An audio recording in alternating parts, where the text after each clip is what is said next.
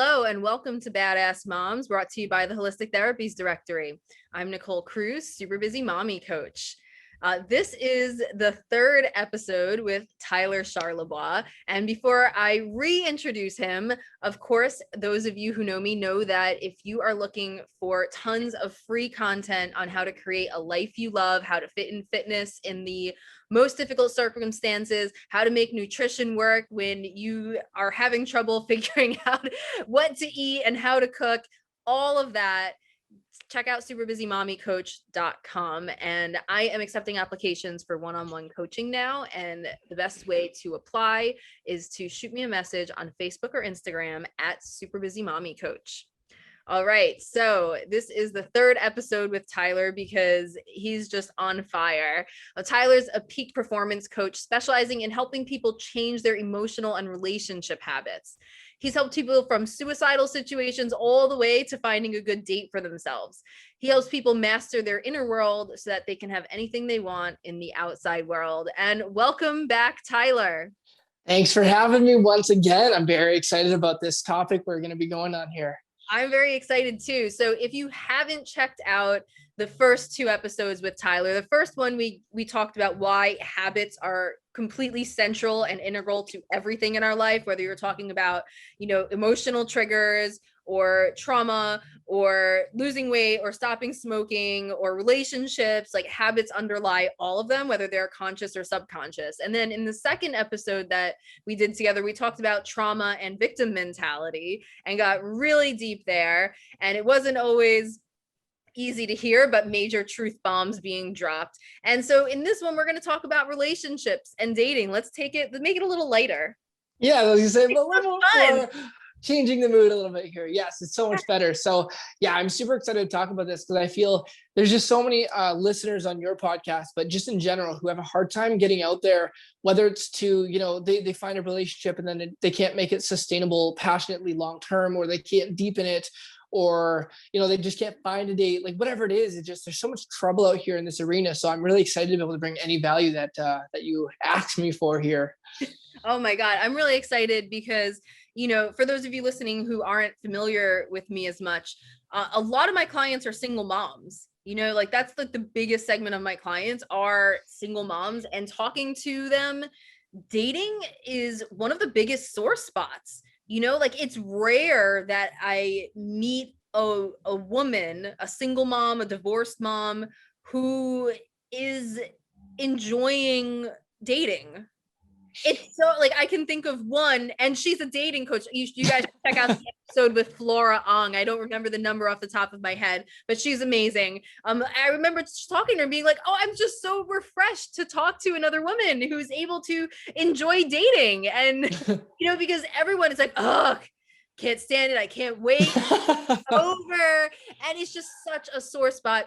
And in a lot of cases, there's good reason for that. People there can be a lot of pain in dating, you get ghosted, you get rejected, some people end up in relationships and it's just the same horrible pattern over and over again, the same type of abuse. And they meet someone and they're Prince Charming and they seem great, and 2 months in they start to see the same thing, and a lot of times they're like, I keep attracting this and I don't even know what I'm doing to attract it. I'm not consciously choosing this. I end up finding it out later, and so there can be so much pain when it comes to dating. I mean, obviously breakups are devastating. Divorce is divorce is one of those things, how people are like, oh, what you fear, when you go through it, you realize it wasn't as bad as you thought. I feel like divorce is the opposite. It's like when you go through a divorce, you realize it's so much worse than you thought. My experience, and I didn't even have as bad a divorce as a lot of other people. But yeah, it's just so there's all of these elements that go into making dating something that can be really difficult for a lot of people. And so let's talk about it. Why is dating, why is it that some people can have fun with it and for some people it's a horrible experience? So slightly generalized question, but I love it because I can go a lot of different directions with this, but no, absolutely. You're absolutely right. In the experiences of different people. And what I find is interesting is just we alluded in the last episodes, if you guys want to watch those before you watch this one, because you'll understand this more, we all have patterns of the way that we're focusing on things, the way that we create meanings and stuff like that. So for some people, no matter what they go through in their dating experience, it's going to be fun because they're going to bring fun meanings to the table. Just so I'm clear on this, I'll just overview it real quick. A meaning is anything that happens in life. Nothing has any meaning until we give it one. So with that being said, and you listening to the previous one, when we go into our dating experience, we're going to get right into this real quick. Someone may send you an unsolicited dick pic. Okay. Now there's that happens. there's a couple different reactions, right? Well, there's limitless reactions. And you might be going, well, as a man, of course you would say that, well, no, I'm not one to do that here. I'm trying to give you guys advice. But what I'm saying here is you can take that, you can get that and decide it means several different things. You can go, well, what an asshole. There's only these kind of, like, you can just go berserk, or you can go small dick and then, just delete it and then never talk to him again. You can kind of poke the bear and make fun of him a bit. You can react in countless ways. That doesn't need to mean, oh, this dating thing sucks. Just continue on. And so people's experience is different because their experience of life is different altogether, right? We have habits of the way that we put meaning on things. And when people go into dating, I think one of the biggest problems is they don't even know consciously what they're looking for. That's one thing that I'm not going to quite get into just yet, maybe in a moment here. But the bigger thing is, like, let's say you do or you don't know. That one doesn't matter. So you do or don't know what you're looking for. Okay, great. Now we need to know how to market ourselves. I'm going to give you a perfect example. Everybody who's listening right now, as of, I don't know what the date is today, June 20th, I believe, June 20th or June 21st, 2021. I think we got it. I'm currently on dating apps and I'm dating. Yeah, I work at home and during COVID, no fucking clue what day it is. So I'm on dating apps. And here's the thing. I'm also a marketer, so I know how to do this. But still, I've met some women. So this is happening on the male side too, where there's the booty pictures. There's them in hot tubs. There's them sitting on the counter with that weird twist to show that they have a pretty face, boobs, and a butt, like all the things in the same picture. They're doing all these things. And yes, I'm a male, so sometimes I'll swipe, shoot me, whatever. But that's not even my point. I'll ask them, like, what are you looking for on here? When I'm getting to know them, they're like, oh, well, I really want a nice man, settle down and stuff. And I'm like, and in my head, and sometimes I'll even give them some unsolicited coaching. I'll say, that behavior is not going to find you that man because it's not congruent with what you're looking for.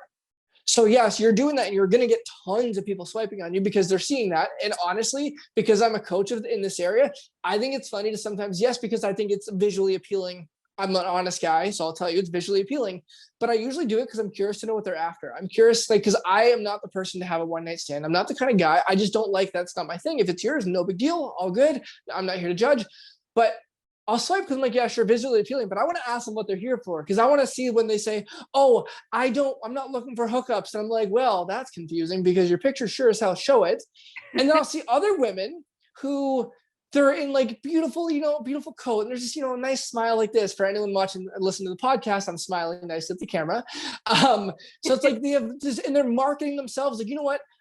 Someone like me who has all this knowledge and all these things, know what he wants, all these different things. I look at that and I go, you're someone who, as all these things like would work, we're on the same page. You're someone who I could take home to meet the mother. Like, I would really like that. I could see that kind of thing in what I'm seeing in your profile, for example. And then I get to know them. Like, what are you on here for? It's like, oh, I'm looking to hook up. And I'm like, this is not the kind of marketing you should be doing because a nice guy is going to land on you and be like, I'm not into it. Like, so you got to know what it is you want. And then once you know what you want, you have to use the app because this is just the world we're in now. You have to use the online market or the online platform, actually, rather, not market. You have to use the online platform for what you're looking for. People tell me all the time, like, Tyler, how dare you? You're this guy who knows everything about emotions and relationships. You're some expert. Why are you on Tinder and Bumble? And they call me like male words for like fuckboy and stuff. And I'm like, it's actually not the app that's the problem. It's the way you use it. I literally, to this date right now, have in my profile, all the things are me for my professional photo shoots for my business. So it's all me smiling and like looking good, whatever, in my opinion, to toot my own horn. And because I know how to market, I know how to make people want the thing you're trying to sell. And by the way, you guys are selling yourselves. But anyway, moving back to the point, I currently have in my bio right now, literally says nothing more than, what do you value? What are your goals? I'm building my empire. Do you want to join? What does that tell you? It's saying, I want to know who you are, what you value, what's important in your life. Like what is life about to you? And I'm telling you, I'm building a life here. Do you want to join that? I'm not saying, hey, do you want to get my number so we can like go in the back of my car tonight? So I'm marketing to the direction I want to go in. So the dating experience depends on what, like knowing what you want and then marketing, quote unquote, in the right way, putting yourself out there for what you want. And for the record here, as coaches, Nicole and I are not going to judge you for what you're looking for. If you're looking to just get spanked, I mean, the humpity hump, do your thing, but know yourself enough to do that. And when I say that, I mean two things. I mean, one, market in that way, because I'm sorry, if you're like perfectly smiling, put together, you are going to attract guys who just want that. And the guys who want what you're looking for, they are going to swipe the opposite way because like, oh, she's clearly not going to give that to me. It's just how it works. But the other thing is if you're looking for the humpity hump, so to speak, know that when it happens, don't get butt hurt if they end up leaving or ghosting you and stuff, because that's what you told them you were looking for. That's what you alluded to. So it's just knowing yourself in the dating game. It eliminates so much of the pain when we get into it, right? And knowing that other people aren't necessarily thinking the way you are. Like, I know so many women who will be, like angry or disappointed that, like, oh, well, none of these guys are looking for a relationship. They don't have to be. 100%. They don't, like, there's nothing wrong with that. Like the fact that, if anything, it's probably like bad to judge people for not wanting the same thing that you want. There are people who want relationships out there. There are men and women who want relationships, but it's like, there's nothing wrong with someone not wanting one, And I want to. Nothing wrong with someone just wanting to hook up or have a one night. There's nothing wrong with any of it. It's just about being very open with your intentions so no one gets hurt, 1000%. And a metaphor, I'd never used this before, but I want to right now. If ever you're in a position where you're like, I want to settle down, I'm tired of the one night stuff, all the BS, I'm tired of all that. I want to sift through my matches fast. Here's what you do. I'll use the metaphor of an actual sifter. Like imagine sifting sugar to get all the clumps out. A literal sifter. Imagine using that. The bigger the sifter is, like the bigger that, I don't know what it's called, whether it's a net, screen, whatever it is. Let's call it the sifter though. The bigger the holes are there, the more clumps of sugar you're still going to get. You're still going to get those matches or those clumps of sugar in your, whatever you're pouring it into. I didn't go that far with the metaphor, but you're still going to get the things you don't want in there because you're broadening what you're allowing in. If you bring that sifter to like microscopically tight. So you're like, I want this. I will not settle for anything less than this. I will not tolerate this. This is specifically what I want. I want a man or woman from this area. I want them to be valuing this. I want their goals to be this. I want them to, if you get tight, I know you're like, oh my God, but never going to find anyone. No, you're going to find only the people who want damn close. I was going to say exactly what you want. No, but probably damn close. Someone who appeals to those interests. So it's like, people ask me all the time, because I get this too, and as a dating expert, and I say it in that tone, because I just find I'm just learning. I don't see myself as an expert in anything. I can help you, but I'm learning too. So I'm fully relating to everyone on your podcast and anyone who's listening to this.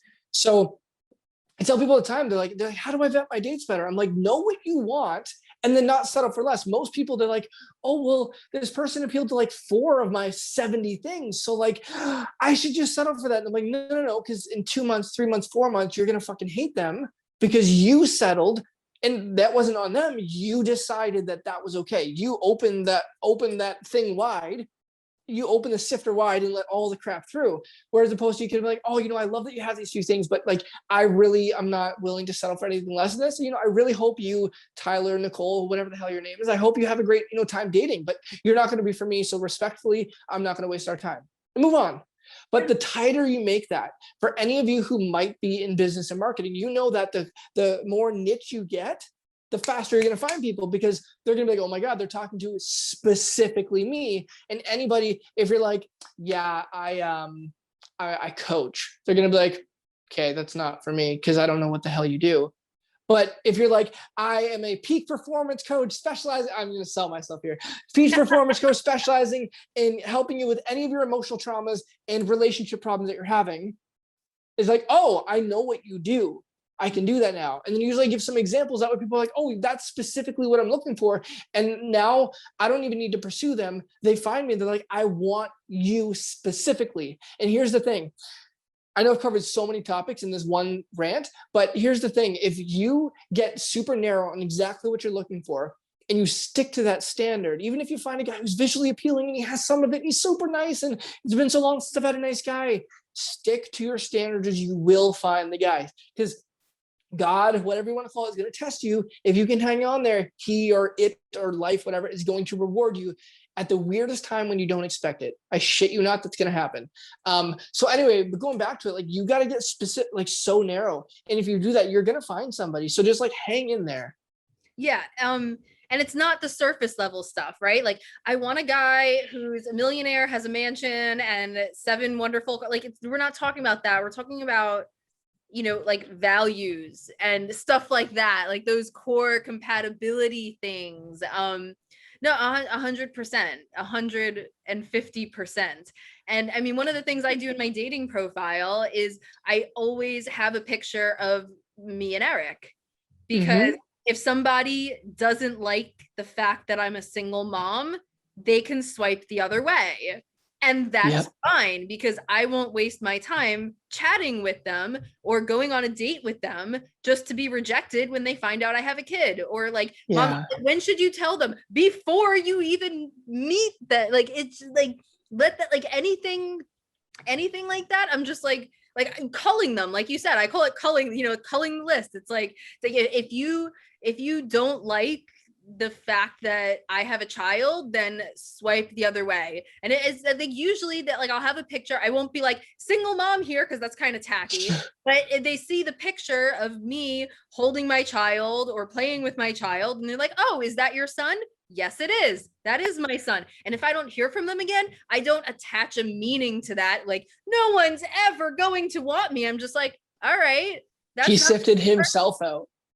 Yeah, it's just like, okay, he's not interested. He doesn't have to be interested. A guy is not an asshole for not being interested in you. Like, amen.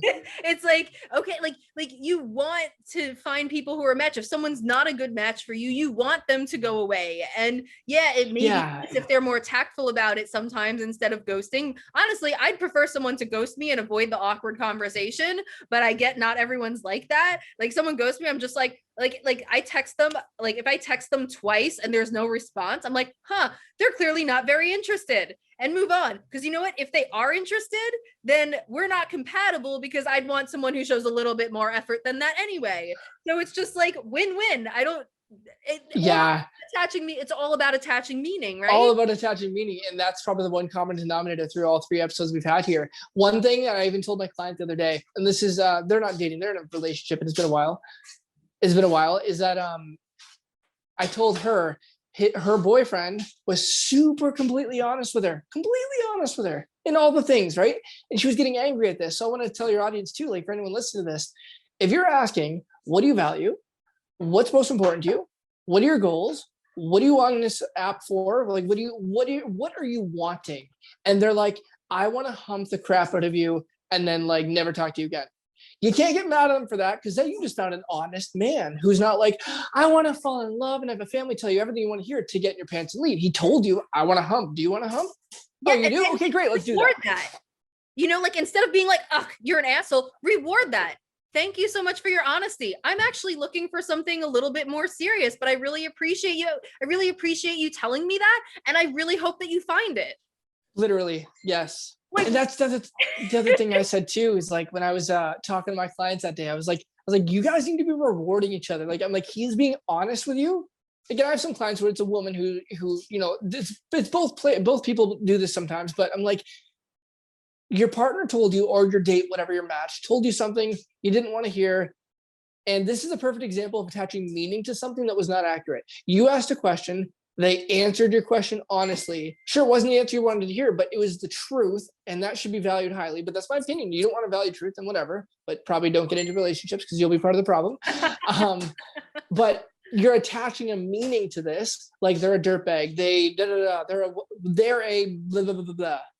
All men care about is you're attaching a meaning, when it's like, no, actually, you should be attaching a meaning that, wow, this particular man, don't delete information, don't distort shit, don't generalize. This man right here, this woman, depending if that's your preference as well, this person is honest, or minimum, they're being honest. Like, so just, yeah, like Nicole said, reward that. You don't need to be like, oh, that's amazing, I want to get together with you. Just no, like, just say, wow, like, I appreciate your honesty. Like, I really do genuinely hope you find that. Because now let's say this too. We've all had a night where we're like in our heads, because we're all adults here. We've all had a moment where when we are in our head, whether we act on it or not, tripping over my words, talking so fast here, where we're like, I feel like being humped right now and not caring. I just want that. We're all adults. We all get the urges.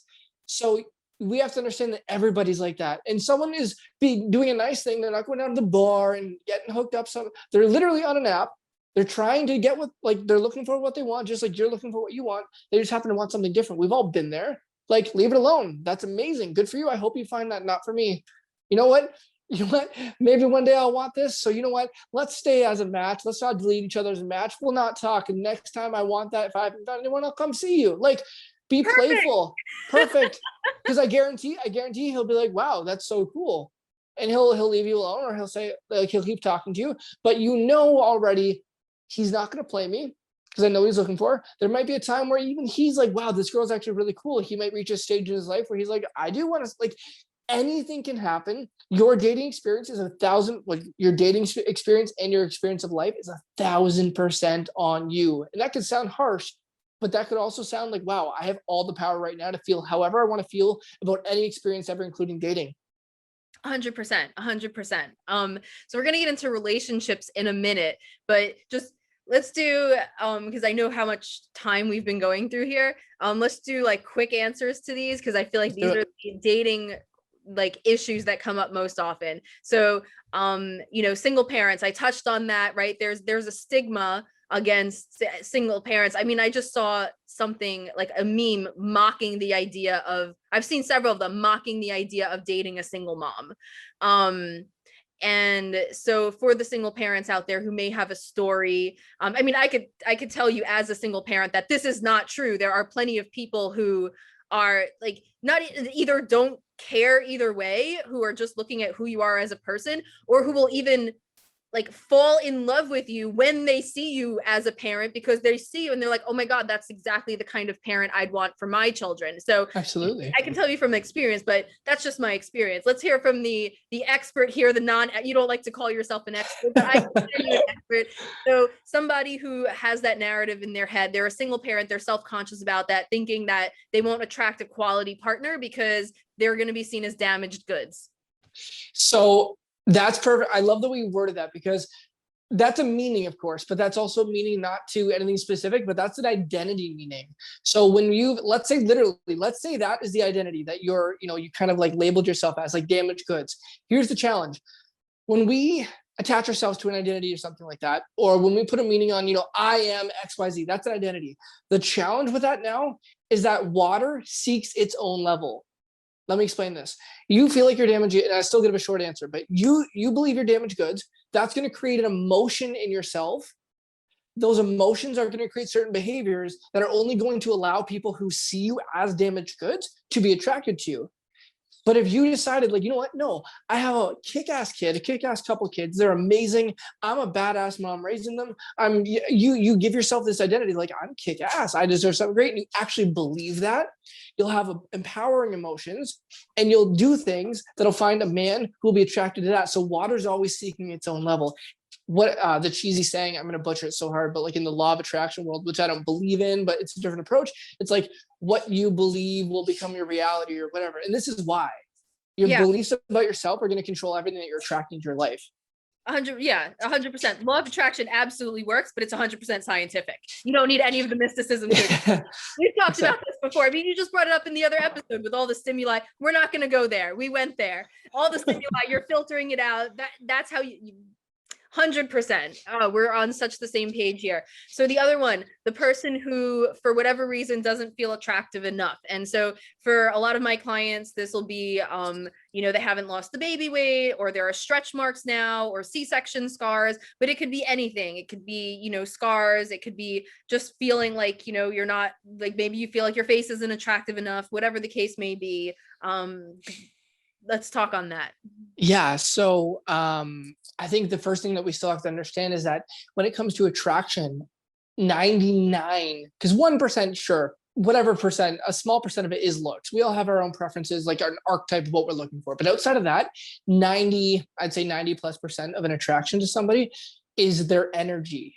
I could be a butt ass ugly man. And for those of you on the podcast, maybe I am. I could be a super unattractive physically man, but if my energy is passionate and I'm loving and I'm caring and I'm whatever the things are that you believe is attractive, and I'm being that, you're literally going to feel my energy, whether we're on the phone together, whether we're in person, whether through my texting. Anyone who texts me, any of my personal friends, even Nicole's a personal friend of mine now, like even I text her with the energy that I use in person. I use emojis, I use way more letters than I need to. I use exclamation, like it comes through. So the attraction in you isn't about what you look like. I'll give you an example that might be like, oh, well, Tyler, why would you use that example? But bear with me.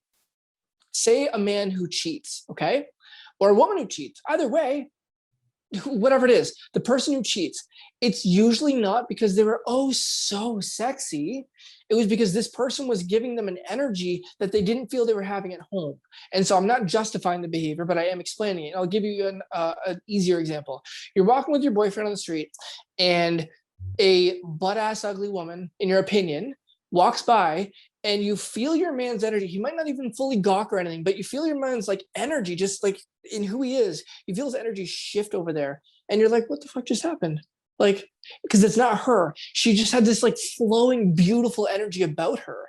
And so when it comes to that, number one, yes, I would say, first of all, your energy. So it's not about what you look like, but because I understand looks can play a part in our emotionals, that was a word, in our like feelings about ourselves. I get it. And so on the more strategic answer of that, of what to do, work on yourself more than anything else in your life. I work on myself harder than I work on anything else. Like every day I go to the gym right away for an hour and a half. Then I come home and I do a bunch of my own like belief systems every single day. Cause I'm like, I want to make sure I'm sharp and ready to go to attract in my life what I want.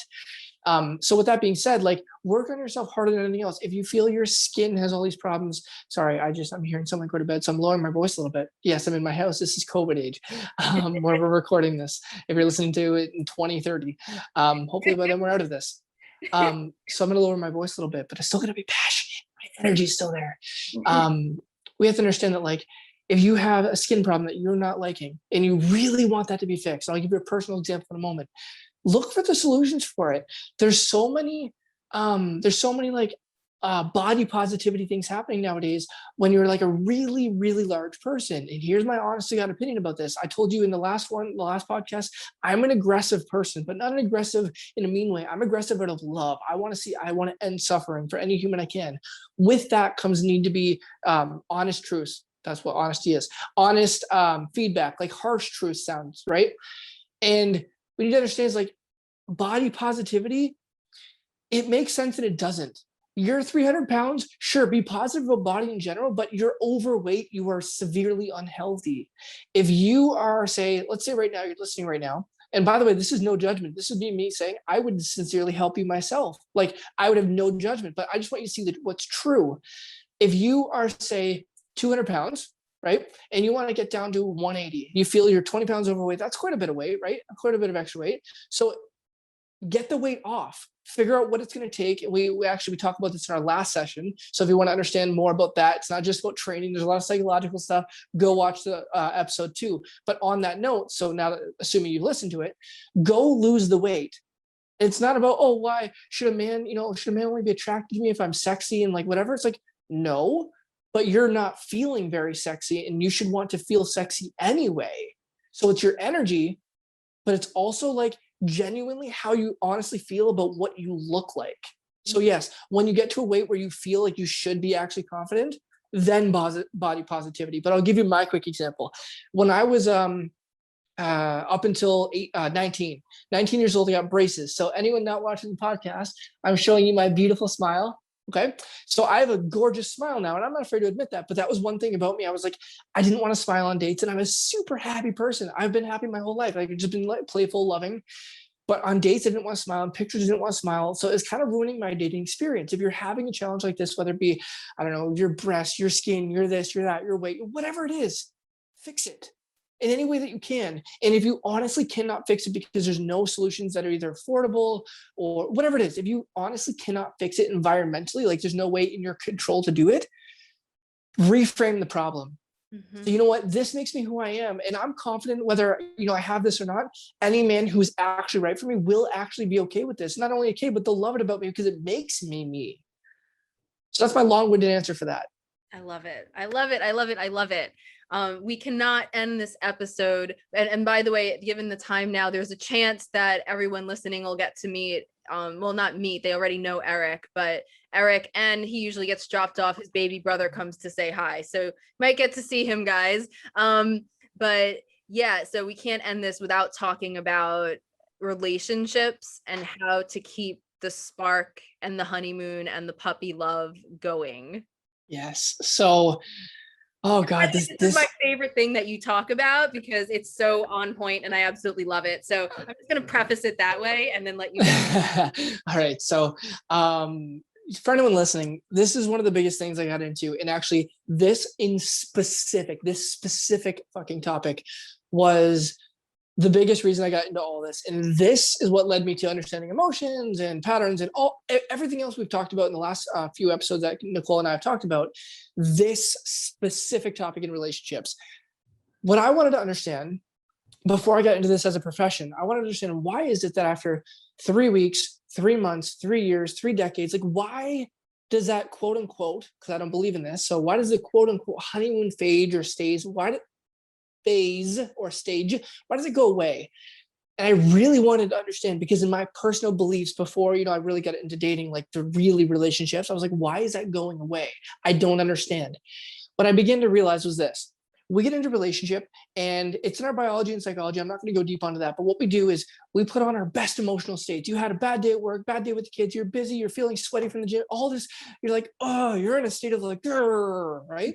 To put it lightly, you're in a state which basically means emotion, right? You're feeling an emotion of like, but then you have this very cute, very attractive date tonight. So what do? We put on our dress, we put on our makeup, whatever it is that makes you feel great and confident. You go out there and you stop focusing on that shit and you put on your best state. You're like, I'm going to attract this fucking man into my life. It's going to be amazing. And for what? For the first date, for the first couple of weeks, the first couple of months, you continuously do that. Here's where the challenge comes on. Okay. You get comfortable. And so unconsciously, it's not conscious, but you unconsciously decide, well, I already have him. I can breathe and let my hair down, literally, and, figuratively, so to speak. I can get comfortable. I can start farting around him, which is totally fine. I'm just making fun of this, but like, I can get comfortable. I can do all the things that I would typically not, just do right in front of them on the first date. But what you start to do is you start to lower the standard in yourself of what you're bringing to the relationship. And so what happens is eventually you start to think, well, like, what am I even getting here? Like, I do all of these things. Like, what am I getting here? And at first, it's a very innocent thing. It's a really, like, I'll change my tone of voice just to be more specific. It's more like, hey, well, what's going on here? Like, he really used to give me all these things and I'm missing it. But I'm doing these things. Like, what's going on? Why isn't he giving? And so unconsciously, we pull back a little bit because we're feeling a little empty. We're like, ugh, so we lower our own standards of ourselves. That's our first mistake, because we lower our standards and we stop doing what our soul is made for. I don't care how cheesy that sounds. It's the dead honest truth. Something gave you love, you're a lover. That's what everybody is in their heart of hearts. That's ironic I said that, but so you stop doing what you're made for. So you stop pouring into the relationship, and they have needs too. They have to go meet their needs somewhere else as well. Or pardon me, not somewhere else. They have to meet their needs as well. And so since they're thinking the same thing you are now, which is like, what the hell's going on? Why are they pulling back? They got to go meet their needs somewhere else. And I don't mean cheating. I mean like the gym, work, the kids, their parents, the TV, porn, weed, movie, like whatever it is, they have to meet their needs somehow. And so then they create the story because we don't want to take responsibility, because that's kind of scary to be like, oh shit, it's me doing these things. Ah, crap, that's really heavy. So now it's like, okay, well, I got to create a story in my head about why this is happening. It's like, oh, well, it's just time. Time does this, and we're just not in the honeymoon phase anymore. It's like, no, you actually dropped your standard of what you were bringing into the relationship. One of the oldest phrases in the relationship development or relationship therapy world is, if you kept doing what you did in the beginning, there would not be an end. And it sounds so ironic and so simple, but it's true. In the beginning, what did you do? Your man or woman, they say, Will you take out the trash? What do you do in the first couple months? You're like, take out the trash. I would love to. What else can I do for you? And you are literally excited. No hyperbole. You're like, yes, I get to do something to light you up. I get to do something for you. I'm so fucking excited. Yeah, let's do it. You come in, you're like, yeah, baby, no problem. Is there anything else you need me to do? You're sincere. You're like, wash dishes, watch the kid. Like, what do you want me to do? I'm absolutely up for it. And then 3 months, 4 months, 9 months, 10 months, a year, I don't give a shit. Because this is not a matter of time. It's a matter of how we're being. So 10 years down the line, they say, baby, can you take out the I almost said the laundry. You take out the laundry. Can you take out the trash? And you're like, what do I look like? Your janitor? And again, I'm being a little bit more quiet because now people are going to sleep in my house. But it's like, that's what they start to do. And that doesn't create passion. So I tell people, like, trust and love and stuff, those are things that build over time. You begin to trust people more and more and more as things goes on. You begin to love someone and start to fall in love with them. In the beginning, there's an attraction, and then you really feel connected, and then it's like, wow, I'm starting to fall in love with them. And then eventually you're like, oh my God, I would die for this human. So that grows. Passion, or the spark, so to speak, that's a light switch. That's either it's on or it's off. And the way we need to understand this is, so our emotional state that we bring to the relationship is the quality of the relationship. And then there's another piece. The other piece is understanding that there's masculine and feminine energies. If you, as a woman in a 21st century, I think we're in the 21st century, are trained to, like, you gotta, you're so masculinized nowadays. Like, it's like, you gotta be this certain way. You gotta, you gotta be logical. You gotta think this way. You gotta go do this. You gotta be the mom. You gotta be the this. So all these identities. It's like, you gotta be the masculine person nowadays. So now, and all, of course, all the equality and shit happening in our lives in the world too. It's like, we are not equal. There's masculine and feminine. Does that mean that you have to stay feminine? Absolutely fucking not. You can do anything a man can do, and even more nowadays. You can have a baby without us. That's physiologically possible nowadays with the science that we have. So there's no limit to what you can do, but there's a limit in understanding relationships. So it doesn't even matter if you are lesbian watching, listening or watching this, whatever you're doing. If you're gay, it doesn't matter. Just in an intimate relationship, you need to have opposite energies. In the gay community and in the lesbian community, there's couples, there's one person that's more feminine and more masculine. All that means is it's a different energy. Masculine is about seeing the problem, killing the problem, making it happen, breaking through, so he can just, or she can just relax. That's what makes them a man, or I'll just use man, but that's what makes a man in the masculine world. You break through the problem, you kill it, it's done. Ladies, just answer in your own head right now, because I know you're not obviously live with us. Who here can't stand a man who can't make a fucking decision? Who's so wavering and wishy-washy? I don't know, babe, what do you want to do? I don't really know. Well, we can do whatever you want to do. They're so pleasing, they're wishy-washy, that'll drive you crazy, that'll make the spark go away immediately. That's not because you're a bitch. That's because his masculine energy just went away in that moment. He went into the feminine, which is okay. He's allowed to. He's every right. But now you have feminine energy with feminine energy. Think of it like a magnet. They're going to repel each other, right? So there's no spark there. It's just like the reason why when you plug your iPhone into the wall, it creates electricity to charge your phone. The charge comes from the electricity because there's opposite energies plugging into the wall. So a man goes into his feminine, he becomes wishy-washy, becomes pleasing, drives you fucking crazy. Okay, drives you crazy. I only know this because I've clients and I work with them and I've asked these questions and I've gotten to understand the patterns. If a woman goes into her masculine, she goes from being flowing and energetic and just loving and nurturing and beautiful in that energy, and goes into her masculine, which she has every right to do. But if she does, and she goes into like the fuck you and the breaking through the problems and like, yeah, man's mate, like if she goes into the energy of that, he's gonna be feeling like, well, I got a buddy here, but I don't have any, like, I don't want to, pardon my French, I don't want to sleep with you. I don't want to make love to you. I don't want to fuck you. There's no passion in that, because we don't want to go home after work, break into a bunch of problems, and come home and be like a bro to our wife or to our girlfriend. We want to go home to like this loving, passionate energy, just like you want to come home to someone who's going to be present with you, listening to you completely, just there for you, there for you no matter what happens. Like, you want that present energy, where we want the flowing energy. That passion needs to be there by different energies. So it's the state, the emotional states that you bring to the relationship. And I talked about this on either the first episode or second episode, where we do our emotions. You do your emotions, and whatever emotional states you bring to the relationship becomes the quality of a relationship. Some people have a habit of depression. Some people have a habit of ecstasy. Some people have a habit of playfulness. That'd be me. Some people have a habit of feeling anxious all the fucking time, or worried, or concerned, or angry, whatever it is. We all have emotional homes that we go to.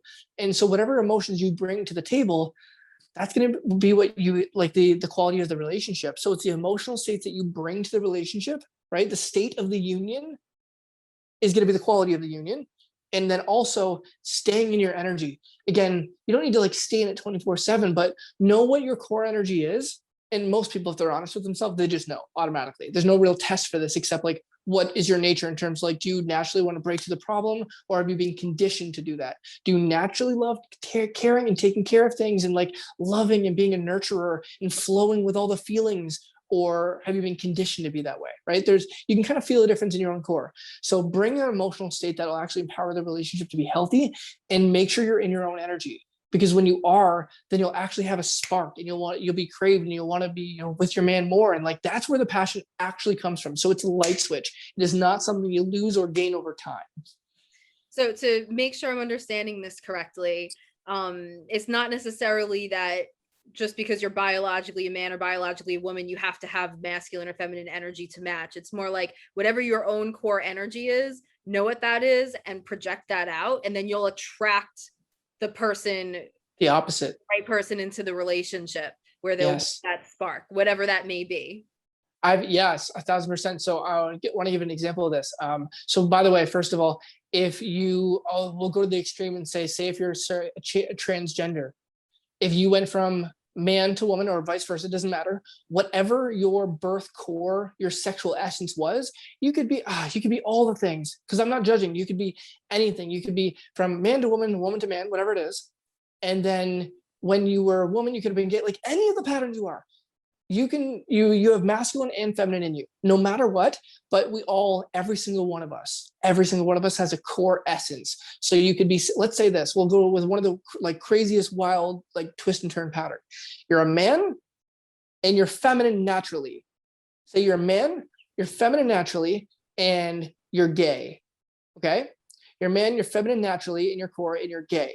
Then you transition to a woman. You're now a woman seeking a woman. Hold on. No, you're now a woman seeking a man because you were gay when you were a man. I just wanted to catch the pattern.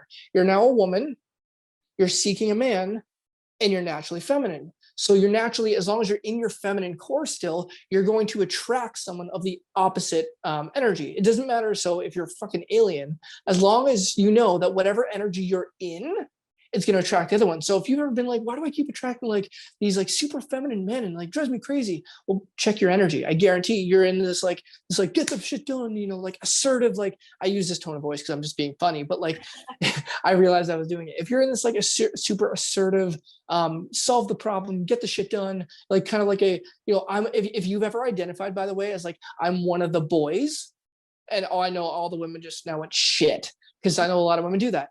But when you go into I'm one of the boys energy, that energy is a masculine energy. That's why you're one of the fucking boys. That's why they don't hit on you, because you're one of the boys. So if you ever wonder, like, why do I keep attracting these like pansy ass men who, whatever you call them, because you're in your masculine. That's the reason why.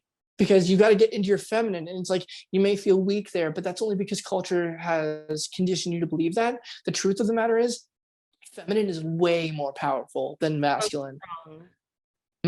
It's so strong.